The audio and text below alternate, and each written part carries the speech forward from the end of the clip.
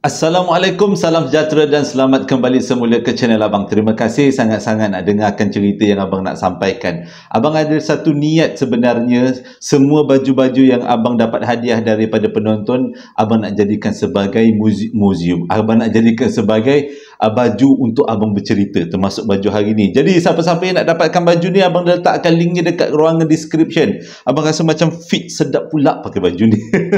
Boleh bawa pergi sembang Jumaat. Jadi sebelum Abang mulakan cerita, Abang hari ni nak ceritakan satu cerita, tapi ceritanya panjang, Abang bagikan kepada 3. Jadi sebelum Abang mulakan cerita, marilah kita sama-sama berdoa kepada Allah Ta'ala. Semoga Allah panjangkan umur, murahkan rezeki, berikan kesihatan yang baik untuk kita semua dan permudahkan segala urusan kita dunia dan di akhirat. Semoga Allah memberikan syurga buat mak ayah kita, juga memberikan keamanan untuk kita satu dunia. Amin ya rabbal alamin.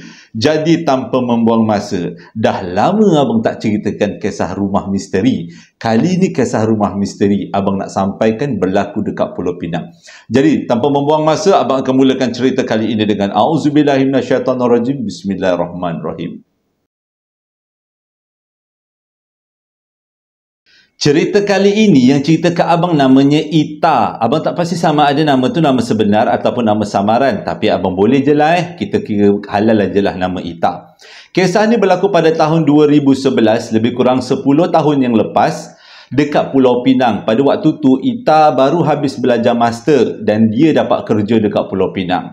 Bila dapat kerja dekat Pulau Pinang, kerja pula dekat universiti dekat Pulau Pinang, tapi dia tak beritahu Abang universiti yang mana, dan dia bekerja dengan sangat tekun dan bagus. Dia, kalau tak silap Abang, dia ni menjadi pensyarah lah agaknya. Kalau tengok daripada caranya macam pensyarah atau penolong pensyarah lebih kurang lah.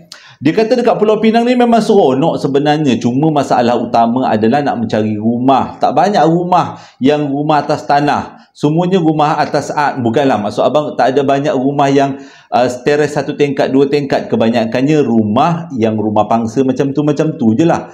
Jadi dia kata pada hari 2011 tu, benda tu memang sangat susah nak cari dengan harga yang murah. Jadi cari. Akhirnya dia jumpalah satu rumah. Rumah tu dah lama orang tak sewakan. Dan nampak daripada luar macam ada yang tak kena je rumah tu. Tapi sebelum masuk dalam rumah, Ita kata dia sempat juga jengok-jengok nak pastikan ada apa benda pula yang berlaku dekat rumah tu. Alhamdulillah rumah tu okey je. Sementara dia nak dapatkan rumah baru, maksudnya sementara dia duduk dekat rumah tu, sebelum dia pindah, dia duduk dekat asrama yang disediakan oleh pihak universiti. Jadi bila jumpa rumah atas tanah ni, rumah teres 2 tingkat ni, rasa lega lah juga. Cuma masalahnya adalah dia nak cari kawan yang nak menyewa sama-sama. Kalau sendiri nak bayar sewa untuk rumah tu agak mahal. Bukan murah-murah, ribu-ribu bayaran dia untuk sebuah rumah. Jadi nak tak nak dia kena carilah budak-budak yang boleh menyewa sama dengan dia. Jadi dalam mencari itu, iklan, akhirnya dia jumpalah dengan seorang budak Thailand. Budak tu pula tengah buat PhD dekat universiti tempat Ita bekerja. Nama dia May. Abang tak tahu nama ni nama sebenar atau tidak, tapi Abang gunakan je. Nama dia May. Jadi budak ni dia kata budak Thailand, dan walaupun mukanya agak muda, tapi kalau tengok daripada dia punya identiti, maksudnya identiti card, nampak macam dah berusia juga. Biasalah budak-budak PhD kan sekarang-sekarang ni umurnya dah lebih kurang 30-an lah macam tu. Jadi May bagi tahu dia adalah berasal daripada Thailand. Cumanya dia walaupun menyewa dekat sama dengan Ita nanti, tapi dia selalu tak ada dekat bilik. Sebabnya selain daripada dia ni belajar dekat universiti tu buat PhD, dia juga ada perniagaan dekat Thailand. Jadi dalam masa yang sama dia selalu berulang-alik di antara Pulau Pinang dengan Thailand. Ita kata tak ada masalah pun asalkan bayar sewa. Yang kalau tak bayar sewa lah yang jadi masalah. Jadi seperti hari yang ditetapkan, May dengan Ita pun berpindahlah dekat dalam rumah tu. Jadi disebabkan May ni ada perniagaan dekat namanya Thailand. Jadi dengan kata lain, May mohon untuk dia duduk dekat bilik ruang utama. Maksudnya bilik utama, sebab bilik utama tu ada tandas, dia punya kedudukannya agak besar. Jadi Ita kata kalau nak duduk bilik utama boleh, tapi sewanya lebih lah. Jadi rumah tu pula ada 3 bilik, 2 bilik dekat atas, 1 bilik dekat bawah. Jadi disebabkan tu memang sesuai lah sangat. Dia pun ada perniagaan nak menyewa dekat bilik utama. Dan Ita Ita ambil bilik yang kedua, yang masih lagi ada dekat atas tingkat yang kedua. Jadi bilik bawah tu kosong. Selalulah Ita cari-cari orang untuk jadi orang yang ketiga menyewa dekat rumah tu. Jumpalah beberapa orang.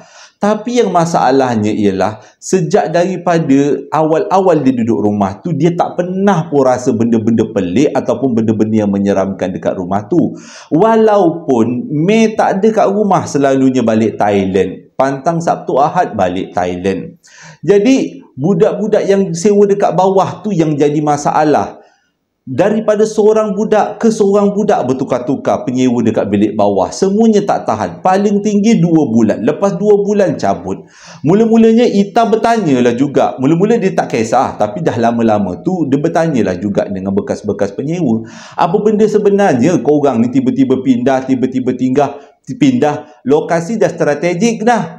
Dekat dengan pihak universiti. Jadi ramailah juga budak-budak yang ditanya tu bagi alasan yang sangat tak munasabah. Yang pertama dia tanya, "Dek, kau kenapa dia asyik keluar daripada bilik rumah akak ni? Selang 2 minggu kau keluar." "Bukan apa kak, sebab saya ni tak tahu cakap Inggeris. Sebab kakak yang seorang lagi tu kan orang Thailand, jadi saya tak boleh nak cakap bahasa Inggeris dengan dia. Dia pula tak boleh nak cakap Thailand dengan saya sebab saya pun tak faham bahasa Thailand." Bunyinya macam alasan yang sangat tak kukuh. Jadi Ita tanya pula dengan orang lain. Yang orang kedua pula dia tanya, "Sebab rumah tu kecil sangat kak." Dia kata, "Saya nak rumah yang besar-besar." Dia kata. Pelik alasan dia. Yang ketiga dia tanya pula apa alasannya kenapa keluar. Yang ni yang paling lama lah, yang 2 bulan. 2 bulan budak tu menyewa dekat situ dan akhirnya keluar. Dia cakap apa? "Rumah tu okey je kak sebenarnya, tapi saya tak suka dengan rumah ni sebab dia kata rumah ni suram. Dan saya tak suka dengan akak punya kawan yang namanya Mei." Itu menjadi satu titik permulaan untuk Ita mencari-carilah kenapa, apa yang tak kena dengan Mei. Jadi dalam nak cari-cari itu, Ita tak pernah pula kena ganggu dekat rumah tu. Ada juga yang cakap rumah tu panas. Ita tak tahu pun. Ita kata okey lah. Dan akhirnya muncullah penyewa yang keempat, iaitu Zhu. Abang pun nak sebut Zhu tu, tapi dia budak Cina lah. Bukan budak Cina tanah seberang, tak. Dia orang Malaysia. Cuma nama dia Zhu, X-U-E. Jadi dia kata dia nak menyewa sama-sama dengan Ita. Bila dengar macam tu, Alhamdulillah lah. Nak jadi cerita pula, Zhu ni adalah budak pelajar PhD yang belajar dekat universiti tu, cumanya lain fakulti dengan Mei dan juga Ita. Jadi sejak duduk dekat rumah tu, masalah lain adalah Zhu pula tak selalu ada dekat bilik. Dah daripada awal-awal Zhu beritahu dia memang tak akan ada dekat bilik. Sebabnya dia banyak habiskan masa dekat dalam makmal. Dia banyak buat kajian dekat makmal. Okeylah, itu tak menjadi masalah yang besar. Jadi kebanyakan daripada masa Ita akan tinggal seorang-seorang dekat rumah tu. Dia ada sejak daripada dia tinggal dekat rumah tu, walaupun dia tak rasa seram dekat rumah tu, tapi dia ada satu benda yang dia tak berapa nak berkenan sejak Zhu tinggal dekat rumah tu. X-U-E tadi kan, tinggal dekat rumah tu, iaitu bilik dia. Bila dia balik daripada kerja, dia tengok bilik dia selalu bersepah. Ada kalanya pula dia tengok peti ais terbuka tak tertutup. Ada kalanya pula bilik air terbuka sendiri, seolah-olah macam ada orang guna. Dan yang paling menyakitkan hati dia lagi, setiap kali dia hilang barang, dia cari kat mana barang dia tu, dan dia akan jumpa barang tu dalam bilik Zhu. Itu yang menyebabkan dia rasa budak ni memang kaki pencopet ke apa. Tapi benda tu tak hilang, cumanya beralih tempat. Itu je lah masalahnya. Dan dia kata sejak daripada tu dia pandang sinis juga dengan Zhu. Sebab dia fikir Zhu ni adalah budak yang liar ataupun suka mengambil barang orang tanpa izin. Okay, nak jadi cerita pada satu hari tu, dia tanya, terserempaklah dengan Zhu. Waktu tu malam lah, dia tanya Zhu, dia kata, "Zhu ada masuk bilik Ita tak?" Tu Zhu kata tak ada masuk bilik Ita pun. Zhu kan ada banyak masa kat makmal. Dia tu Ita ceritalah, tahu tak, setiap kali barang Ita hilang, Ita jumpa dekat bilik Zu. Nampak sangat macam Zu guna barang Ita, tapi Ita tak kisah asalkan Zu bagi tahu. Tapi Zu betul-betul menafikan yang dia ada guna barang Ita, sebab dia kata dia ada barang dia sendiri. Buat apa dia nak guna barang orang, dia kata. Walaupun ketiga-tiga ni berlainan agama, tapi sebenarnya tak perlulah mengsyaki satu sama lain, kan? Okeylah, bila dengar alasan daripada Zu ni, Ita pun rasa serba salah lah. Jadi pada malam tu dia ajaklah pergi makan. Jadi sewaktu pergi makan sama-sama tu, sebagai tanda minta maaf kepada Zu, Ita pun tanya lagi soalan-soalan, Zu pun tanya lagi soalan-soalan lanjutan pula pada Ita. Soalannya adalah, dia tanya dengan Ita, Ita seram tak dengan rumah ni? Ita kata Ita tak pernah rasa seram. Zu cerita, sejak dia pindah dekat rumah tu sebenarnya dia tak suka dengan Mei. Dia kata setiap kali dia pandang Mei, dia nampak macam sesuatu yang berbeza. Macam seolah-olah Mei tu bukan manusia. Dan bila Ita tak ada dekat rumah, sebenarnya kalau Ita tak ada dekat rumah, balik kampung ke, pergi kenduri ke, Zu tak akan duduk dekat rumah tu. Dia tak akan tidur dan dia akan pergi duduk bilik kawan-kawan dia yang lain. Duduk bilik Diana, duduk bilik Syafiqah. Dengan kata lain, tak akan dia duduk sorang-sorang dekat bilik tu. Lepas tu, bila dengar macam tu, Ita pun pelik juga. Sama ada Zu ni buat cerita ataupun Zu betul-betul mengalami peristiwa pelik. Sebabnya dia tak pernah pun mengalami peristiwa pelik. Zu je yang mengalami peristiwa pelik. Tapi hati dia dah mula berdebar-debar. Sejak daripada malam tu, Ita buat kesimpulan untuk dia baca surah Yasin setiap malam. Dan pada masa yang sama, Ita pesan dekat Zu supaya beribadah ikut cara dia lah, ikut cara dia beribadah. Sebab Ita kata mungkin dekat dalam rumah ni ada pertindihan dengan alam lain yang dia pun tak boleh nak cakap apa. Sejak daripada tu mereka berdua duduk dekat rumah ni banyaklah beribadahnya. Okey, tamat bahagian pertama. Satu hari, sewaktu Ita dekat kampung, tiba-tiba dia dapat panggilan telefon daripada Zu. Dia pun pelik jugalah kenapa Zu tiba-tiba telefon waktu dia dekat kampung, sebab benda tu jarang-jarang berlaku. Bila dia angkat telefon, Zu tanya dengan Ita, Ita dekat mana sekarang? Ita beritahu lah, Ita dah cakap Ita balik kampung. Kenapa, ada masalah ke? Tak ada apa-apa masalah. Tapi Ita, kalau Ita balik ke sini, Ita jangan balik rumah tau. Dia kata Zu ada dekat rumah Syafiqah. Zu tinggal dekat rumah Syafiqah, tidur dekat sana. Jadi kalau nak balik, beritahu dengan Zu dulu dan kita balik rumah tu sama-sama. Pelik pula, kenapa pula budak ni tiba-tiba tak nak tidur kat rumah? Takut sangat ke? Jadi bila petang Ahad tu, Ita pun baliklah daripada kampung ke rumah sewa dia. Sebelum dia pergi rumah sewa dia, dia singgah dulu dekat rumah Syafiqah, ambil Zu. Zu tu sebenarnya lebih, nak ingatkan sekali lagi, dia Cina tau. Jadi bila jemput Zu tu, diorang pun pergilah makan. Zu beritahu sesuatu yang sangat pelik sebenarnya. Jadi Ita pun tanya, kenapa tiba-tiba Zu telefon dia waktu dia dekat kampung, padahal Zu tahu yang Ita ada dekat kampung. Lepas tu Zu pun buka cerita, sebenarnya macam ni Ita, saya tahu awak ada dekat kampung, tapi tahu tak apa yang terjadi pada malam tu?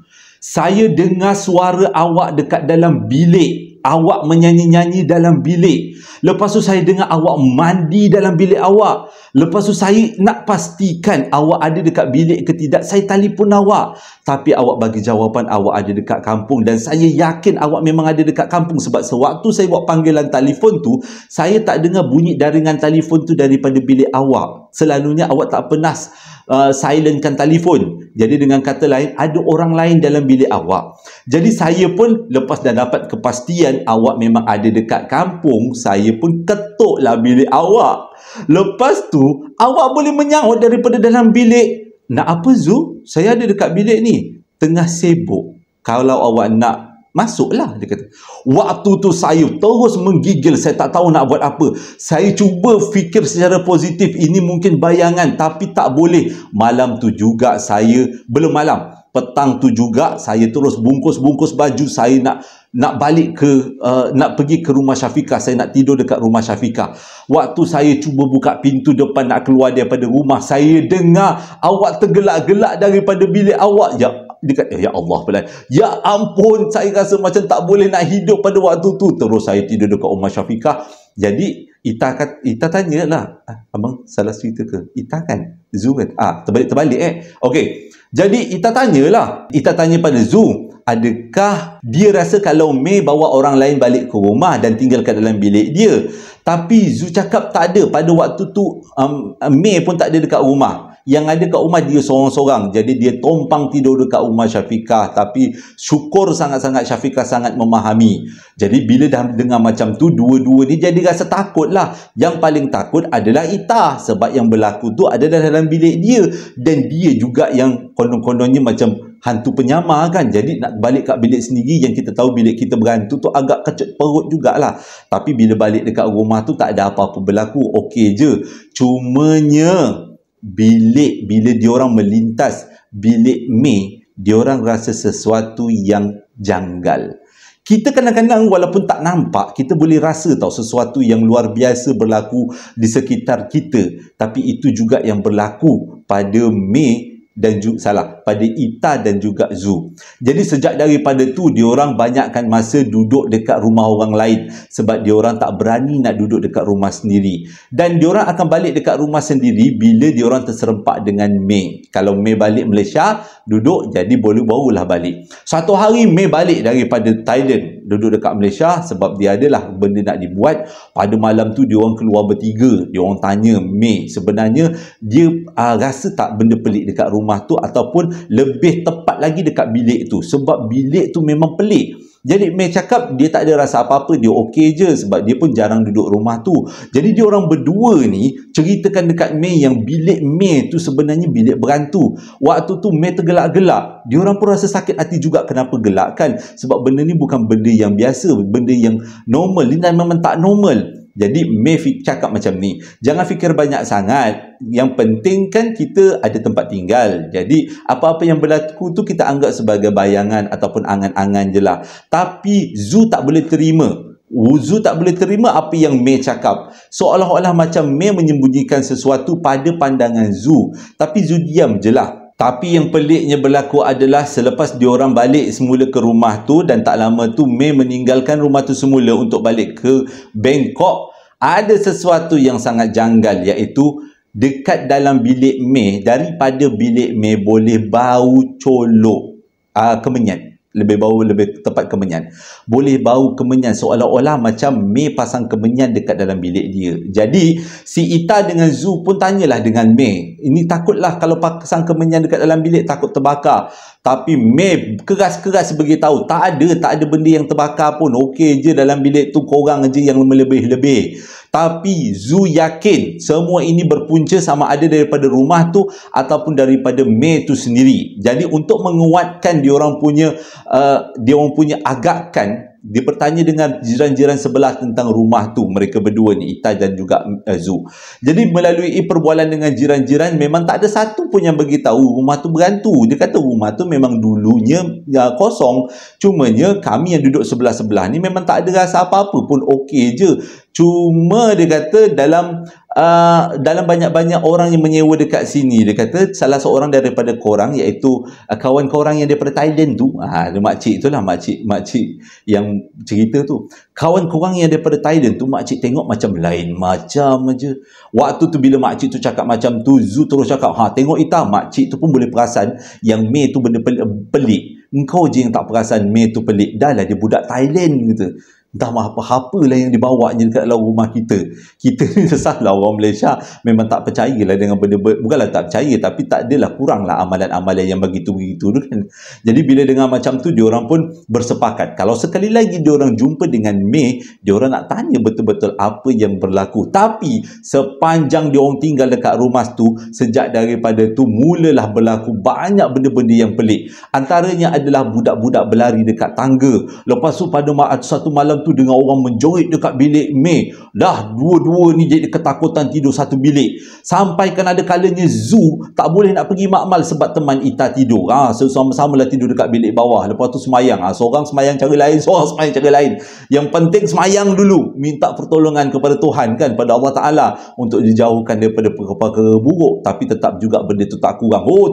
Tunggu May balik nak tanya sebenarnya apa yang berlaku. Tapi kalau korang tahu dia punya plot twist untuk cerita ni, nanti kejap lagi abang cerita, mesti korang tengah-ngah. Macam abang mula-mula baca email tu. Nganga abang lepas tu. Okey. Jadi pada satu hari tu, May balik daripada Thailand. Bila May balik daripada Thailand, dia orang bertiga berkumpul dekat ruang tamu. Dan memang nak tanya dah ni, sebenarnya apa benda yang menyebabkan rumah ni macam berhantu. Bila diasak-asak dengan macam-macam soalan, akhirnya May pun bercerita sebenarnya apa yang berlaku. May cakap dia memang seorang pelajar yang belajar PhD dekat universiti tersebut. Dan dia ada dua rumah, satu dekat Malaysia dan satu lagi dekat Thailand. Benda tu sebenarnya tak mengganggu pun Ita dan juga Zhu. Sebab dia orang kata dia orang tahu kedudukan May yang ceritanya macam tu. Ada tak cerita lain dia kata? Jadi May kata, yang ni aku nak cerita lain ni. Sebenarnya aku dah masuk Islam. Pelik kan? Dia yang tak kena lagi. Kau masuk Islam? Bukan selama ni kau menganut agama Buddha ke? Tak, dia kata, aku memang masuk Islam tapi Islam atas nama. Sebabnya aku nak berkahwin dengan seorang lelaki Melayu yang rumahnya dekat Kedah. Baru dia orang tahu sebenarnya May adalah isteri orang. Tapi dia kata, apa kaitannya dengan benda-benda yang pelik-pelik dekat rumah ni? Dan ada sesuatu yang korang tak tahu. Sepanjang aku menganut sebagai penganut agama Islam, aku tak pernah mengamalkan ajaran Islam. Sebab aku masih kekal dengan ajaran Buddha. Cuma Islam atas kertas. Dan ada sesuatu benda yang aku nak beritahu dekat kalian semua. Iaitu, aku sebenarnya ada suami dekat Thailand. Dengan kata lain, aku ada dua suami. Satu kat Kedah untuk agama Islam, satu lagi dekat Thailand untuk agama Buddha. Jadi sebenarnya aku dekat Thailand tu bukan hanya aku ni ada perniagaan botol-botol macam tu je. Maksudnya perniagaan sahaja. Sebenarnya aku ada suami dekat sana. Jadi dengan kata lain, dua suami kan seronok. Boleh pula macam tu. Jadi apa kaitan dengan benda-benda yang pelik dekat dalam rumah ni? Dia kata macam ni. Disebabkan aku ada dua suami. Dan untuk mengelakkan suami-suami aku berpaling tadah daripada aku amalkan ilmu pengasih. Tapi ilmu pengasih Thailand. Bukan ilmu pengasih kita punya. Thailand punya. Lain macam ilmu pengasihnya. Jadi untuk menjadikan ilmu pengasih tu lebih kukuh, aku tanam serpihan ilmu pengasih tu dekat depan rumah kita sebagai satu penjaga. Jadi apa yang korang nampak dekat rumah ni, apa yang korang dengar, sebenarnya itu adalah penjaga-penjaga aku. Penjaga-penjaga supaya aku lebih terlindung dan aku kelihatan cantik di mata kedua-dua suamiku. Pada masa yang sama, dekat Thailand juga aku ada perniagaan. Jadi selain daripada susuk kecantikan, aku ambil susuk perniagaan. Dan susuk perniagaan tu kadang-kadang aku tinggalkan dekat rumah kita sebabnya untuk pelindung. Satu lindung dekat luar rumah, satu lindung dekat dalam rumah. Jadi dengan kata lain, perlindungan ni kukuh. Ada dua perlindungan. Bila habis je May cerita, Ita rasa macam nak pecah perut dia. Sebab dia rasa macam kena tipu. Tak sangka juga ada seorang perempuan yang ada dua suami yang menganut dua agama. Lepas tu perempuan ni pula mengamalkan ilmu-ilmu sihir untuk diri dia sendiri dan untuk melindungi supaya rahsia ni tidak terbocor. Sejak daripada tu dia orang rasa macam tak seronok sangat dengan May. Dan tak lama lepas tu May pun salah. Jadi tak lama lepas tu Ita pun dapat kerja dekat tempat lain dan dia terus keluar daripada rumah tu, tinggallah May dengan Zhu. Zhu cakap selepas Ita keluar daripada rumah tu, bilik Ita selalu disewakan tapi selalulah orang pergi. Maksudnya tinggalkan. Tak sewa lama. 2-3 bulan cabut, 2-3 bulan cabut. Jadi dengan kata lain, rumah tu tetap juga ada sesuatu yang menjaganya. Tak lama lepas tu, Zhu pula keluar daripada rumah tu sebab dia dah habis PhD, dapat kerja sebagai pensyarah dekat Kuala Lumpur. Tinggallah May dekat rumah tu. Tak lama tu, May pun tinggal sorang-sorang dan dia pun tak lama habis belajar dan balik semula ke Thailand. Diorang tak kontak May semula. Diorang tak tahu sebenarnya apa yang berlaku selepas tu. Tapi diorang memang tak rapat. Antara Zhu dengan Ita, Dudu ni memang tak rapat dengan May sejak daripada kejadian tu. Sebab diorang rasa macam diorang telah dihianati oleh May. Zhu tak sangka ada orang yang boleh mengamalkan dua agama dalam satu masa. Dan benda ni betul-betul sangat luar biasa, sangat terjadi, jarang-jarang terjadi dekat negara kita. Bukan boleh kata tak boleh terjadi dekat negara kita, tapi mungkin terjadi dekat negara Thailand lah. Jadi sejak daripada tu Ita cakap dia sangat berhati-hati dengan apa yang berlaku. Dan walaupun sekarang dia dah pun mendirikan rumah tangga, kisah ni tetap juga menjadi ingatan. Dan setiap kali dia jumpa dengan Zhu, dia akan bercerita tentang kisah yang sama. Jadi kesudahannya adalah di akhir cerita Zu akhirnya masuk Islam. Nah, sebab mungkin dia tengok Ita beribadah, Ita ni bukan buat cerita tau, ni betul-betul. Jadi Ita masuk Ita pula Zu masuk Islam, dan Zu pun dah mendirikan rumah tangga rasanya. Jadi Zu sama Zu, Ita, kalau dengar cerita daripada abang ni, bolehlah komen-komen kat bawah nak tahu apa cerita dengan Mei. Adakah masih berdua, mempunyai dua suami? Mana tahu kan meriah Mei.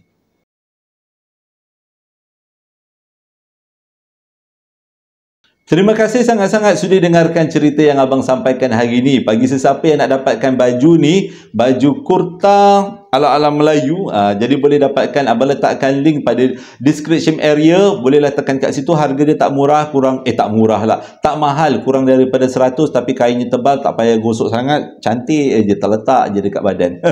Cumanya bagi abang agak seksi sikit lah macam tebal. Abang rasa macam segan pula, tapi pakai baju ketat sebenarnya tak segan kan. Jadi terima kasih dengarkan cerita abang kali ini, jadi pengajaran untuk kita semua. Pada yang nak membeli sambal lara, perapan sate, terima kasih sangat-sangat atas pembelian. Jadi ada juga yang komen pada abang, dia dah beli tonik rambut hari tu kan, dah mula gunakan, insya-Allah lah akan dapat kesannya. Terima kasih sekali lagi, hingga berjumpa lagi dalam 2 hari akan datang. Assalamualaikum warahmatullahi wabarakatuh.